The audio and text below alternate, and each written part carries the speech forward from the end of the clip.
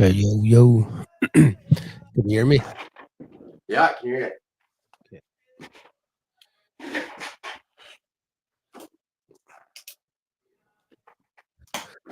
All right. Do this. Okay.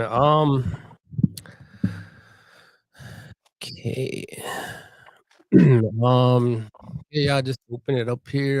Good morning to all the viewers up there. I'm here with Billy Turner, who's the Chief Electoral Officer for the Onion Lake Cree Nation general election.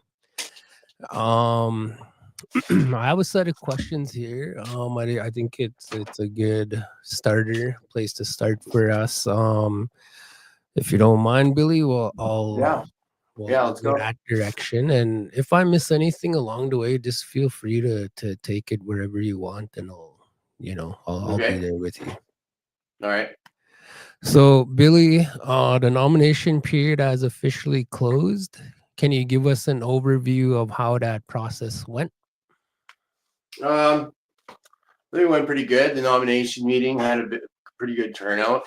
I'm not sure how many people attended by webcast, but it seems like a lot of people had watched online as well. We got a large list of candidates. A number of them didn't fulfill the requirements under the law, so their nominations were rendered null and void. That's out of my hands. I was just following. We got to follow the requirements of the law. It's there for a reason. But now we do have a list. There was some mistakes in getting the list out yesterday. I have to apologize to some people about that. There were some clerical errors in the formatting and editing process, and it's still not done. I still got some requests to change the spellings and names, which that will be done here. So if anybody needs to wants to change their name and as it's going to be on the ballot, because I was notified by some of the members at least that they want their name changed as to the name that most people recognize them by. So the list is up, but it's still not fully finalized. It's finalized for the candidates, but we'll be editing for names. And now that the nomination procedure is done, all the candidates are pretty um, can start their campaigning, assured that they'll be on the ballot. And a part of the election law talks a bit about the code of ethics for the candidates campaigning, and it's in section 5.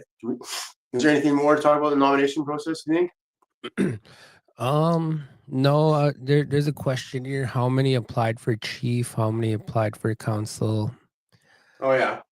So we got 4 candidates running for eligible for chief right now, and then for councillors we got a higher number. We got about 36. So we got 40 candidates for this election. The ballot's going to be pretty big, but that's also a sign of a healthy democracy, right?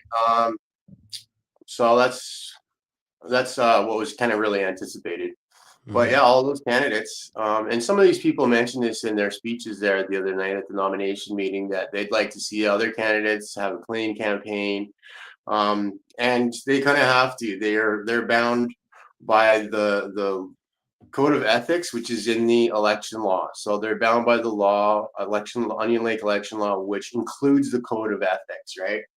So maybe we can just kind of go over that a little bit. It's in the section 5 of the election laws, so people can get copies emailed to them. There's been no shortage of this availability of this law, but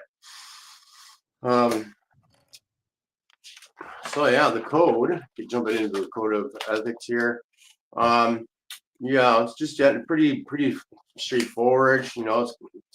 People must campaign in accordance with the election law and the regulations. They can't be engaged in vote buying or coercion. Sounds a little gangster there. Section 5.1 is what I'm reading for. There's a list, and C is, you got to respect the rights and freedoms of other parties to do their organizing and their own campaigning. I guess I should say as a start of notes, all of the band offices and any sort of what do you call government uh, facilities are kind of off limits for candidates to be using for campaigning. So the candidates are really all left to their own devices to organize and utilize space for their own campaigning. It would be somewhat of a conflict of interest for band employees to be using the band office for their campaigning spaces and stuff like that. So there's a no, like you said, there's a no go.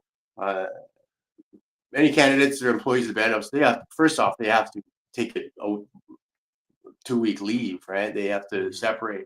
There's a conflict of interest, but but yeah, so the candidates are pretty much on their own for their campaigning, and so they have to respect the rights of the other candidates as well to campaign and organize on their own. Hey, Billy.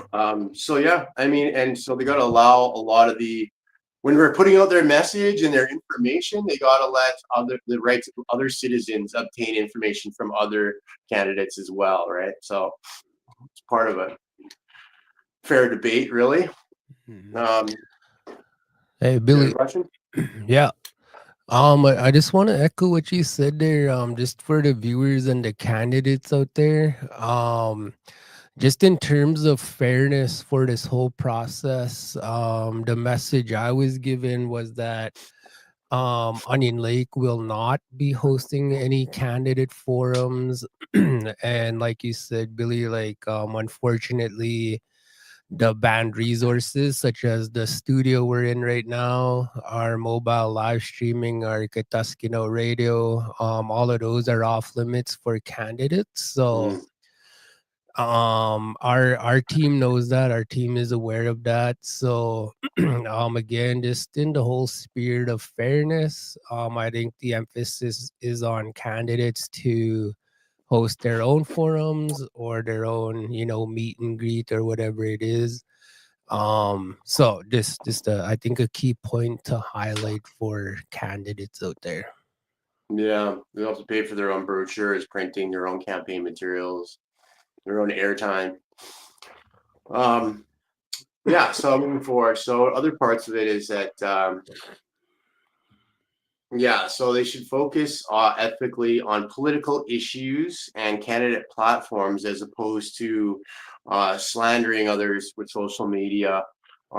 So a lot of the complaints will be how people are engaging citizens on social media like Facebook, and sometimes politics becomes a mud throwing match, and this is not consistent with upholding Cree law and being humble and respectful to other people, right? So this is a part of the aspect that's in the code of ethics, code of conduct in the election law.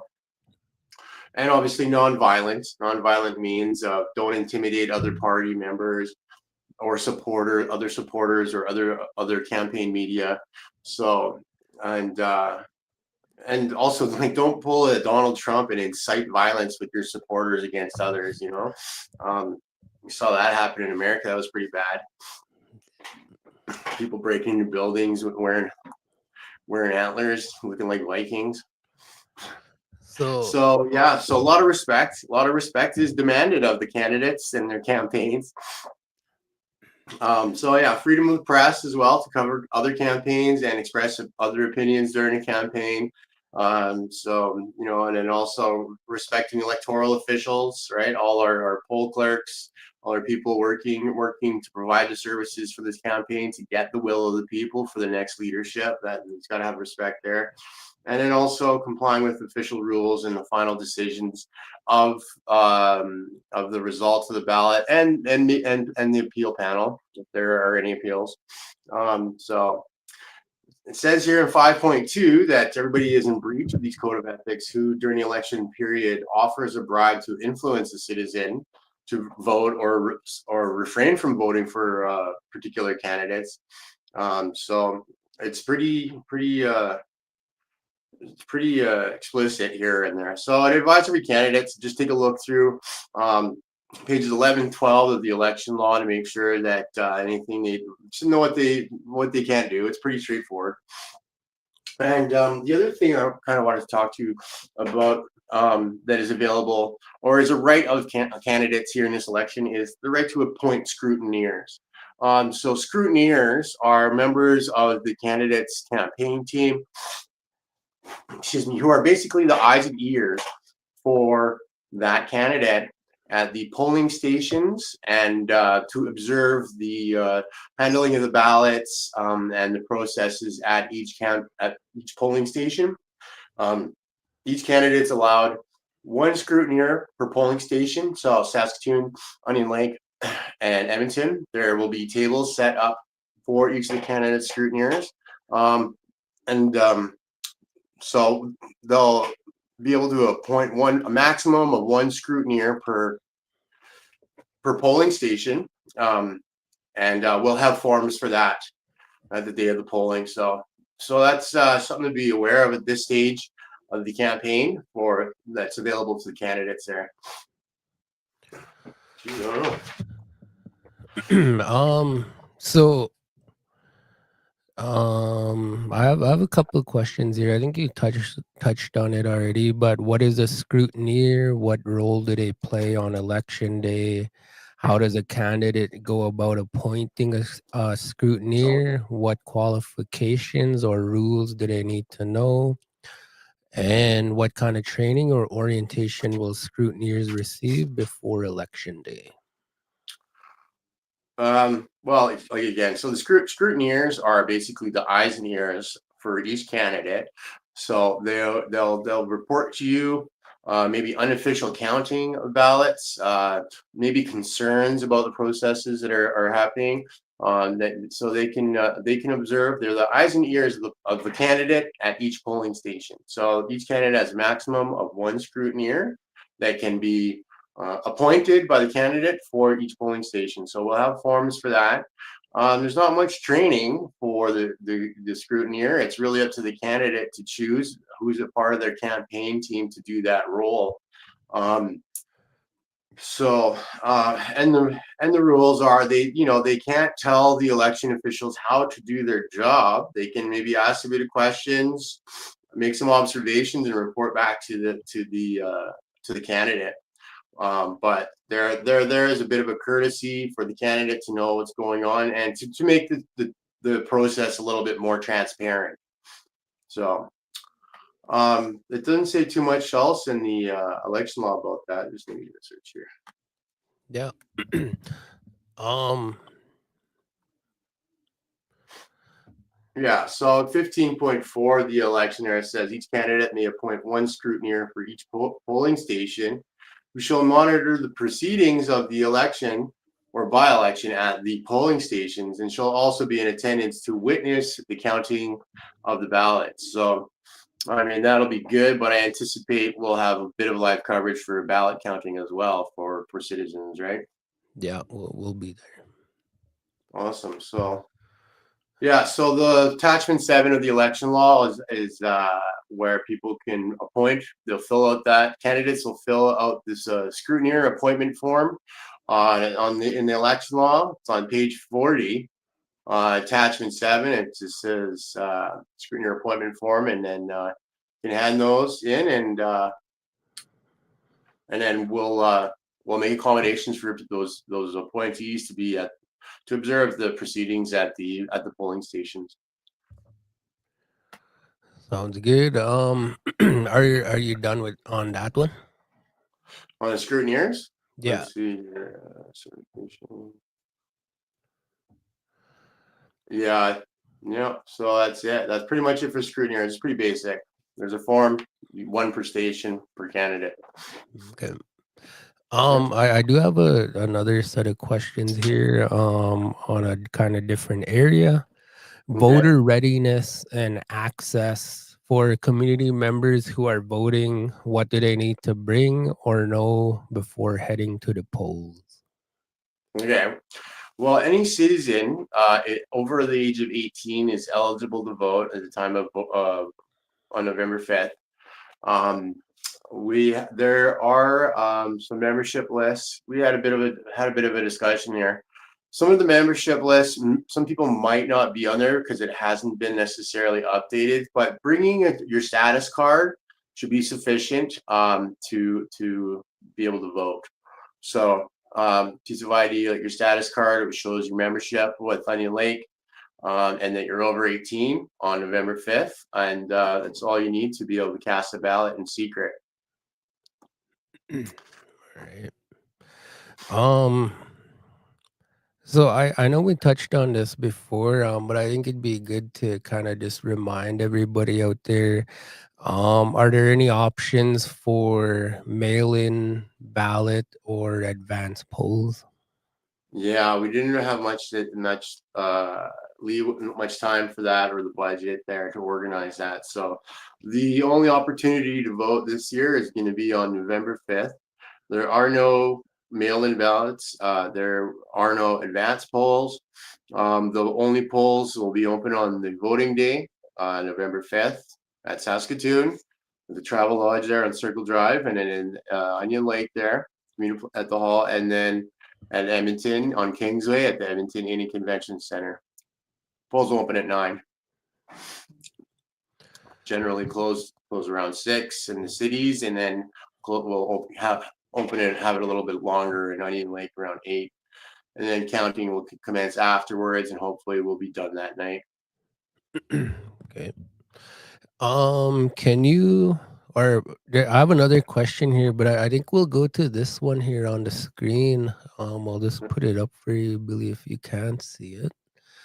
It says, "How are the ballots getting to Onion Lake for the count?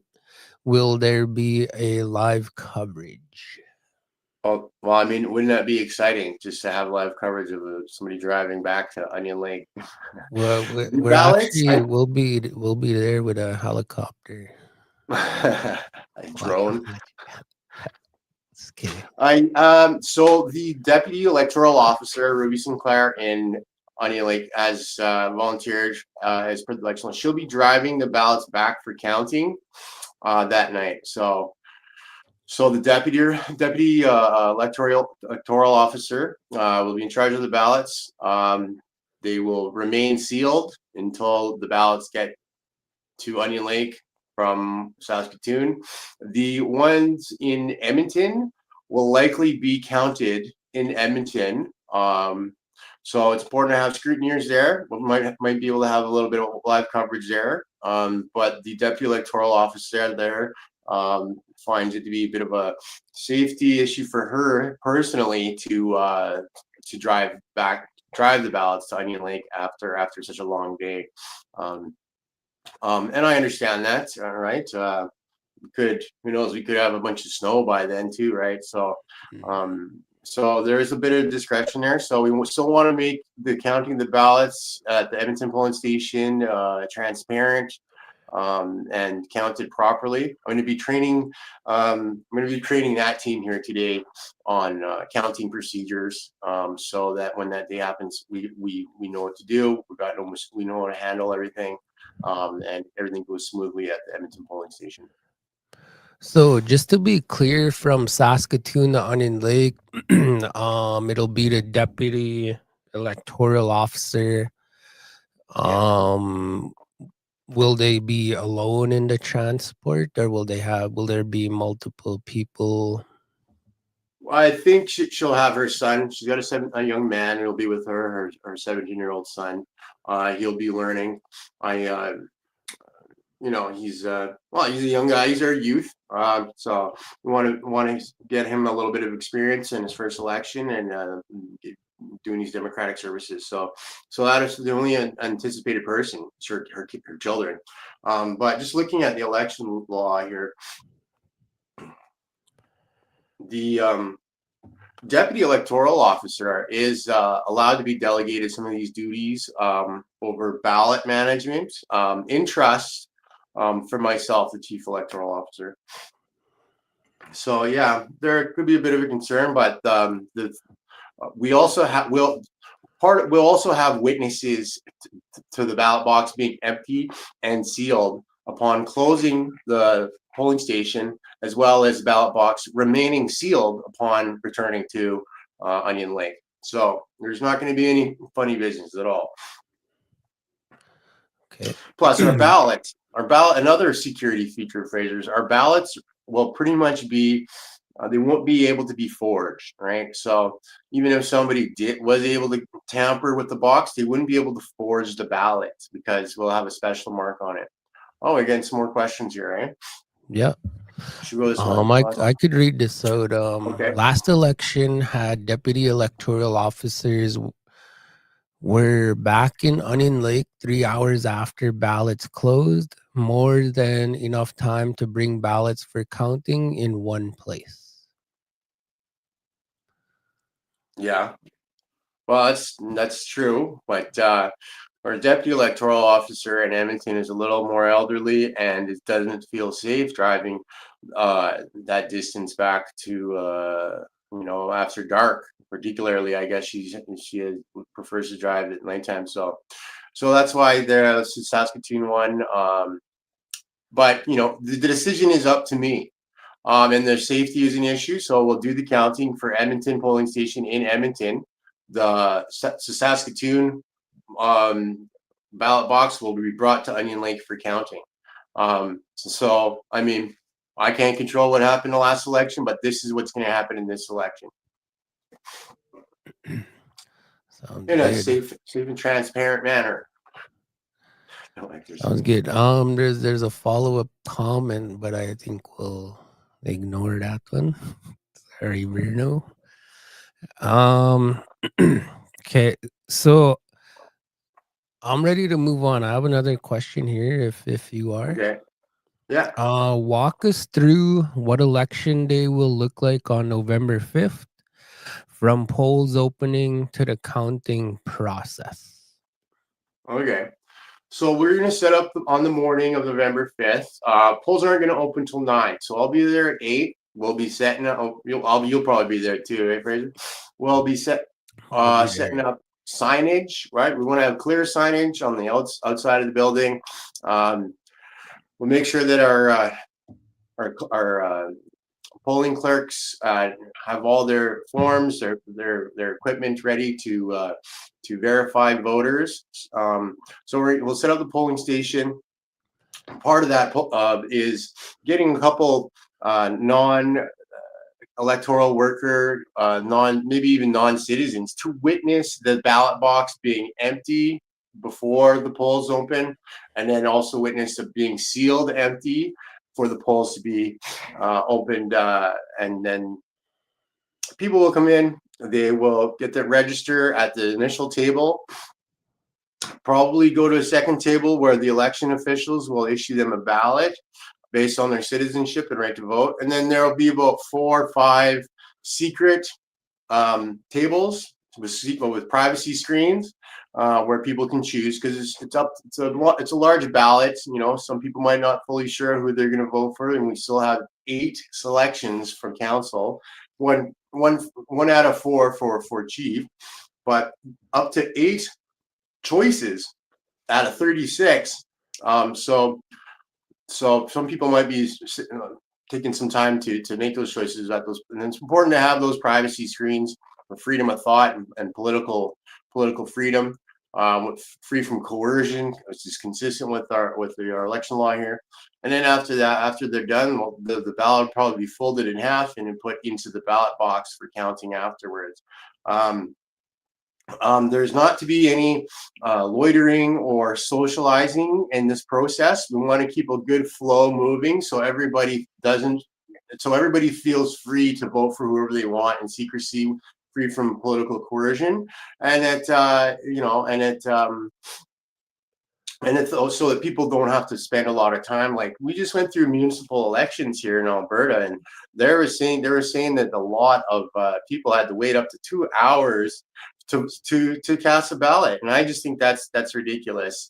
So we want to make sure that everything is fair and efficient and convenient service for people to exercise their right to vote.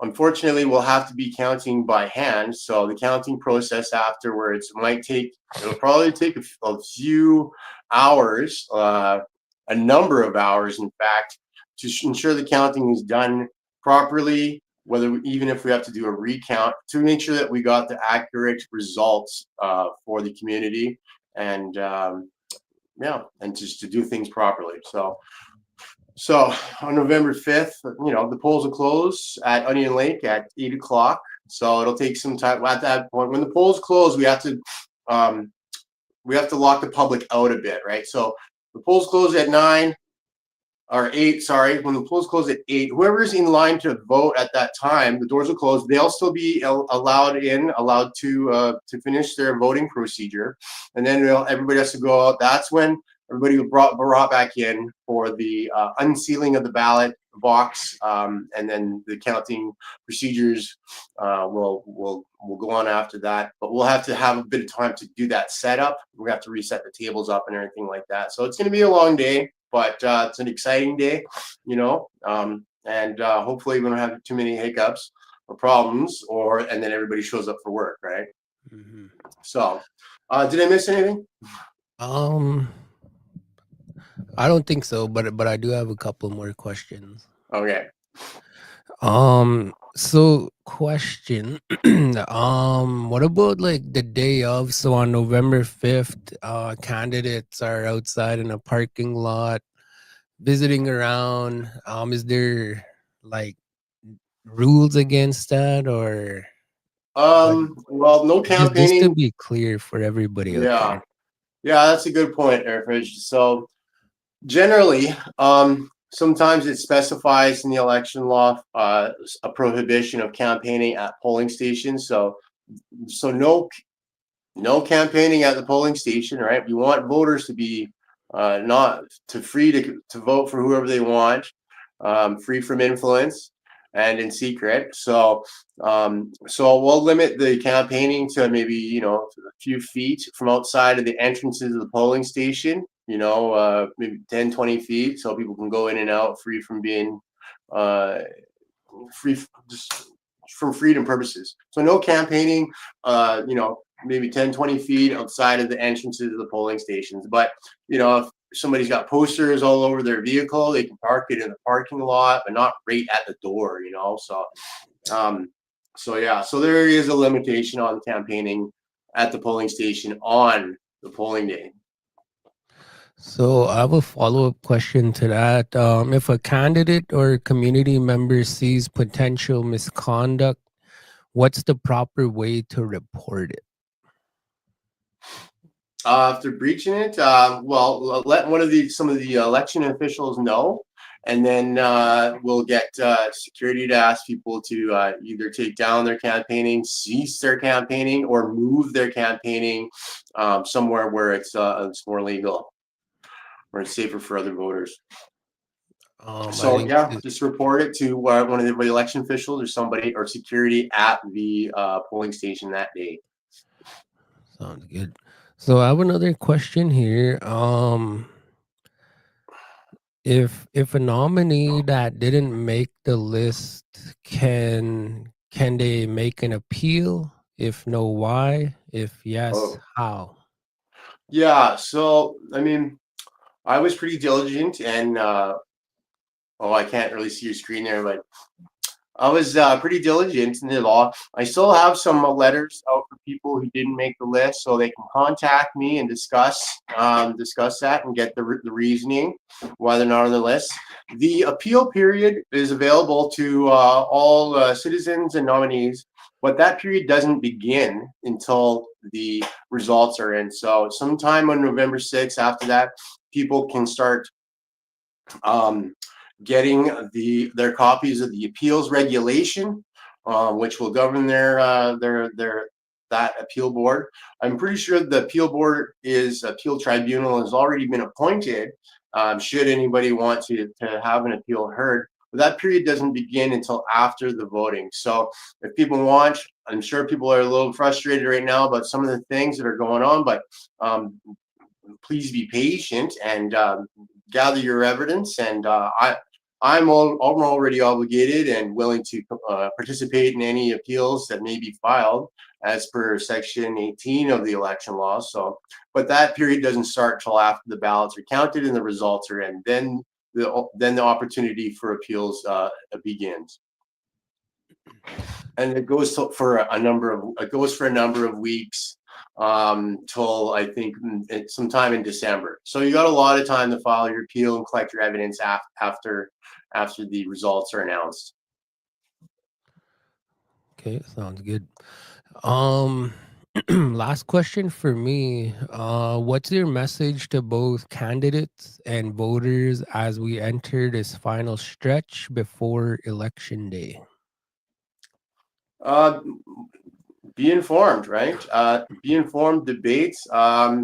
This is really the essential feature of how we operate our societies, and we uphold our Indigenous governance laws. But part of that is being informed about the political issues, right? And encourage the candidates to go out there, learn, get their positions, and then also convey that information to their supporters about why they should be in office representing the citizens. So be informed about the political issues, and be respectful to one another. This is let's be humble and respectful to each other. We are upholding Cree law. This is an example of Indigenous sovereignty and exercising treaty rights. So be informed and respectful of each other, and enjoy this time. It's an exciting time, the turnover of leadership. It's also a little stressful, but it is a fair competition, and so be informed and exercise your rights. And be respectful. So pretty straightforward, I guess. Yeah. Awesome. What's the best way people can get a hold of you between now and November 5th? Yeah. So anybody who has questions about the election law, the procedures, they can send them in by email. I can be contacted again by email at my Yellowhead Tribal College email address. I don't know if I told you this. Did I tell you, Fraser? I taught a couple classes over at Yellowhead Tribal College on Indigenous law and also Indigenous community and business development, stuff like that. So that's why I have that Yellowhead Tribal College email address. So it's billy.turner at ytced.ca. And that should be on all the posters or things that we publish. Like, it's on the list, bottom of the list we issued last night. I will be editing that list for spelling mistakes again. I've got, so to the people who've emailed me, I will be correcting those. It's just really busy time in the election right now. So I should mention though, Fraser, so people can email me questions about the law and the correct spelling of how they want their name on the ballot. So before we go to the printers to get the ballots printed, we just want everybody, the onus is on the candidates to make sure to let me know how they want their name printed. And if it's the way it is it's fine now, it's fine. But if they want to change, you got to email me at billy.turner@ytced.ca. Okay. Yeah. There's another question here. I was actually just gonna touch on this. Question: is there organized candidate forums for public to addendum by treaty governance? I don't think treaty governance or any of the band offices or any of the apparatuses of band government is going to be available for the candidates to get their campaign messaging out. The candidates are left to their own devices to get their campaigns out there. I would encourage social media, local media, as well as Lloydminster, get in touch with some of the Lloydminster newspapers, any other local newspapers, and radio, other radios. But anything related to Onion Lake is kind of off limits for use for that. So there won't be any candidates forum being hosted. It'd be good if somebody could do that, but not in this election. Hasn't been planned. I just want to echo what you said there, Billy. Just for the viewers out there again, The instructions we received, my office received, is that there will be no candidate forums hosted by the nation. So the emphasis or the encouragement is for candidates to host their own forums or their own meet and greet, their own campaigning, but they cannot utilize Onion Lake resources for this. And I think part of the reasoning is just for fairness for everybody. Not everybody will have access or whatever the reasons may be, but that's what I've been told. So um candidates cannot use the radio, cannot use the studio, cannot use our mobile live streaming or any of our social platforms. So yeah, so everything is off limits on behalf of Onion Lake for this campaign. So everyone is encouraged to I guess do their own campaigning and raising their own awareness on their platforms. So just to be clear for everybody out there. Yeah, well, it's unfortunate, but um, and it's part of democracy. So there are other ways to get your message out there, get your political information out there, right? Social media is one. Doing a YouTube channel, YouTube interviews like this on your own is another opportunity, and local media as well. So it does cost money to run a campaign in any political system. Mhm. All right, that's it for me, Billy. We do have Okay. to, if we're at the end of it, it's up to you if you have anything more you want to add or if there's anything we missed. No, that's probably it for now. All the candidates are bound by a code of conduct within the election and the election law, broader election law themselves. They encourage them to appoint scrutineers as soon as possible for the polling stations, and then be informed and be respectful to other candidates.